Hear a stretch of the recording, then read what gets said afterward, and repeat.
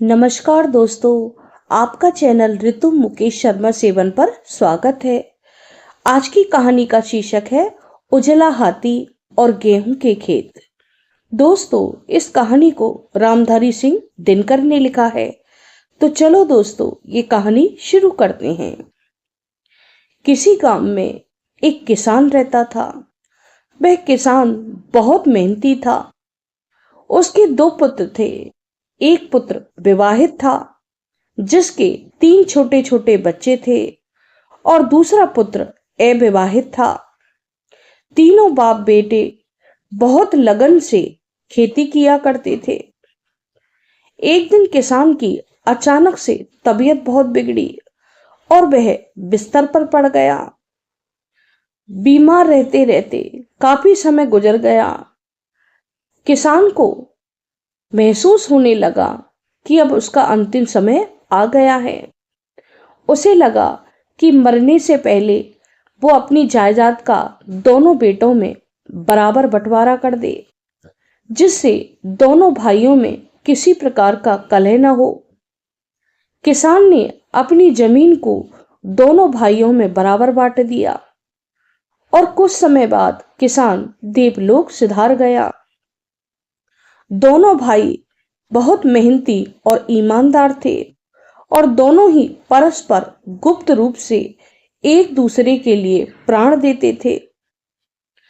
दोनों भाइयों की यही भावना थी कि मैं चाहे कितना भी दुखी रहूं, परंतु मेरा भाई को सभी आराम और सुख मिलना चाहिए।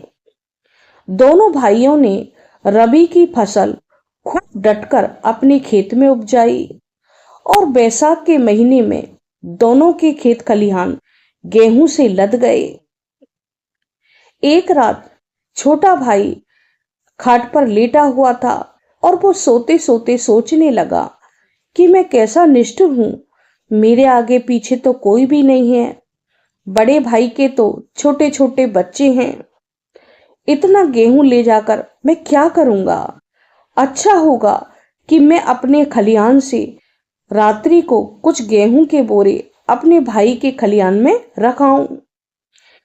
इतना सोचकर वो छोटा भाई खड़ा हुआ और उसने एक एक करके अपने खलिहान से 20 गेहूं के बोरे अपने बड़े भाई के खलिहान में पहुंचा दिए और वह थक गया और थक कर उसे नींद आ गई। नींद में उसे एक सपना दिखाई दिया कि दोनों ओर गेहूं के खेत लहरा रहे हैं और बीच में उजले हाथी पर बैठकर वह झूम रहा है। उसी रात्रि उधर उसका बड़ा भाई भी खटिया पर लेटा हुआ था और वो भी लेटे लेटे सोचने लगा कि मैं बड़ा भाई हूं, परंतु मैं कितना स्वार्थी हूं। मेरे तो बाल बच्चे हैं। भगवान ने चाहा तो वे जब जवान होंगे तो मुझे तो बैठे बिठाए 2 वक्त की रोटी मिल जाएगी, परंतु मेरा छोटा भाई तो कुंवारा है। ना तो उसकी पत्नी है, ना ही उसके कोई संतान है। अगर मुझे कुछ हो जाए तो उसका क्या होगा? उसने सोचा, क्यों ना मैं अपने खलिहान से कुछ गेहूं के बोरे चुपके से अपने छोटे भाई के खलिहान पर रखाऊं।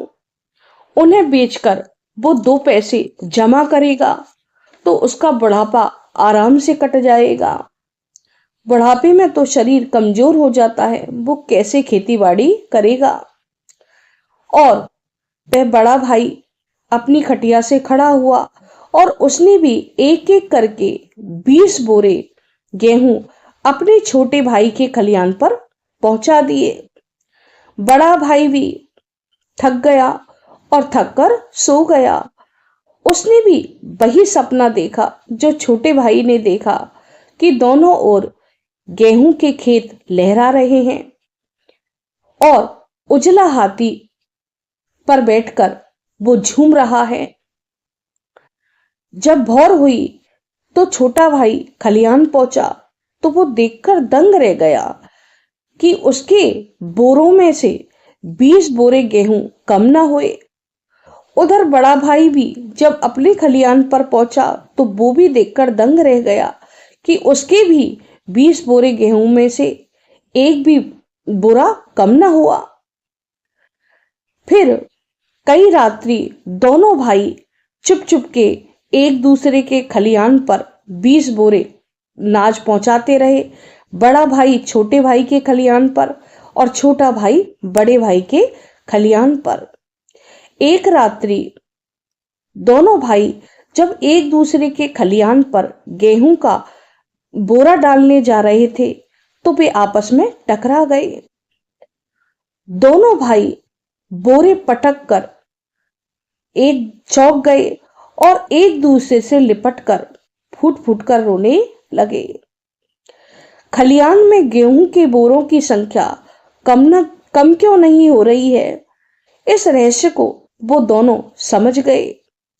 दोनों भाई अत्यंत भावुक हो गए और परस्पर एक दूसरे के गले मिलकर रोने लगे।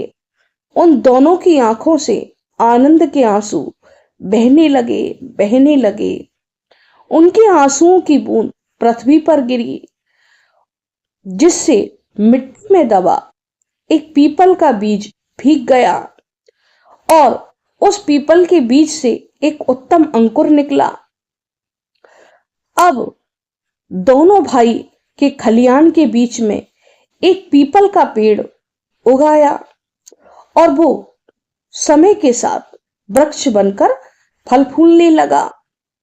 समय गुजर गया, दोनों भाइयों की जीवन यात्रा पूरी हो गई, परंतु वह पीपल का पेड़ अब भी लहलाता है। जब भी कोई राहगीर थक कर उस पेड़ के नीचे सोता है तो उसे भी वही सपना दिखता है कि दोनों ओर गेहूं के खेत लहरा रहे हैं और वह बीच में उजले हाथी पर बैठकर झूम रहा है। थैंक यू दोस्तों मेरी ये कहानी सुनने के लिए। और अगर आपको मेरा चैनल पसंद आता है, मेरी कहानी पसंद आती है, तो प्लीज़ मेरे चैनल को लाइक करें, सब्सक्राइब करें। Thank you.